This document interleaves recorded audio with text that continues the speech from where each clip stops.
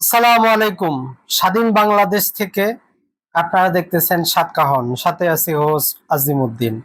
এই যে ফ্রিডম, এই যে স্বাধীনতা, বাংলাদেশিরা আজকে প্রায় 17 বছর যাবত এই স্বাধীনতাই খুঁজতেছিল। আজকে নতুন সূর্যোদয় হয়েছে। এই স্বাধীনতা যাতে আমাদের কাছ থেকে আর কেউ কোনোদিন ছিনিয়ে নিতে না পারে। স্বৈরাচারী হাসিনা দেশ ছেড়ে পালাতে বাধ্য হয়েছে, কিন্তু তার অনুসারী যারা আছে, যেই সমস্ত ছাত্রলীগ যুবলীগ এতদিন হত্যাকাণ্ড সংগঠিত করেছে, এদেরকে ছেড়ে দেওয়া হবে না। এরা যাতে ভারতে পালিয়ে না যেতে পারে, সেজন্য জনসাধারণকে অবশ্যই অবশ্যই সজাগ থাকতে হবে। পাশাপাশি নেতৃত্বে যারা আসবে, সর্বাবস্থায় এদের প্রতি চোখ রাখতে হবে। সরকারি প্রতিটি অফিস আদালতের জবাবদিহিতাটা নিশ্চিত করতে হবে।